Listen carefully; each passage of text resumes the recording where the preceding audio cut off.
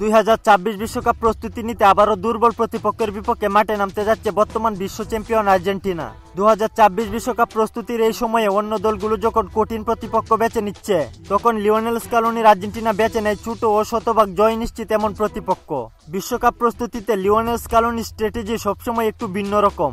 তিনি চান আর্জেন্টিনা শতভাগ জয় ও ইনজুরি মুক্ত হয়ে বিশ্বকাপে যাক, তাই কম চ্যালেঞ্জ ও প্রেসারবিহীন ম্যাচ আয়োজন করে প্লেয়ারদের পরখ করে নেন তিনি। আর্জেন্টিনা জাতীয় ফুটবল দল এবার নতুন ইতিহাস লিখতে যাচ্ছে, ইউরোপ বা আমেরিকা নয়, খেলবে আফ্রিকা মহাদেশে। 14 নভেম্বর আর্জেন্টিনা মুখোমুখি হবে আফ্রিকার উদীয়মান দল আঙ্গুলার বিপক্ষে একটি আন্তর্জাতিক প্রীতি ম্যাচে। ম্যাচটি অনুষ্ঠিত হবে আঙ্গুলার রাজধানী লুয়ান্ডায়। আঙ্গুলা এই ম্যাচটি আয়োজন করতে যাচ্ছে তাদের স্বাধীনতা দিবস উদযাপন উপলক্ষে। তাই জাতীয় উৎসবের আমেজে আফ্রিকার দর্শকরা এবার সুযোগ পাচ্ছে বিশ্ব চ্যাম্পিয়নদের খেলা সরাসরি দেখার।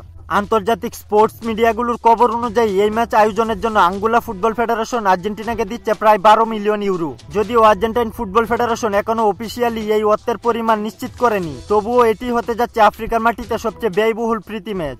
আর্জেন্টিনা যে বিশাল অর্থের বিনিময়ে এই ম্যাচটি খেলতে যাচ্ছে এটাও নিশ্চিত। ফিফা র্যাঙ্কিং অনুযায়ী আর্জেন্টিনা বর্তমানে দ্বিতীয় স্থানে অবস্থান করছে, আর আঙ্গুলার অবস্থান 88 নম্বর স্থানে। একদিকে 3 বারের বিশ্ব চ্যাম্পিয়ন লিওনেল মেসির আর্জেন্টিনা, অন্যদিকে আফ্রিকার উদীয়মান দল আঙ্গুলা। মাঠে দলের লড়াই হবে নিঃসন্দেহে উৎসব মুখর এবং দর্শক আকর্ষণীয়, যেখানে ফেভারিট থাকবে আর্জেন্টিনাই। এই সফর কেবল একটি প্রীতি ম্যাচ নয়, এটি আর্জেন্টিনার জন্য আফ্রিকান ফুটবল প্রেমীদের সঙ্গে নতুন সংযোগ তৈরি করার বড় সুযোগ এবং আঙ্গুলার জন্য একটি ঐতিহাসিক মুহূর্ত। স্বাধীনতা দিবসের সপ্তাহে লিওনেল মেসির মতো তারকাদের আগমন। বিশ্বকাপ প্রস্তুতিতে আর্জেন্টিনার এমন সহজ প্রতিপক্ষ বেছে নেওয়ার কৌশল কি বিশ্বকাপ প্রস্তুতিতে কার্যকর হবে? কমেন্ট করে জানিয়ে দিন আপনাদের মতামত। খেলাধুলার গুরুত্বপূর্ণ আপডেট পেতে আমাদের চ্যানেলটি সাবস্ক্রাইব করে পাশেই থাকুন।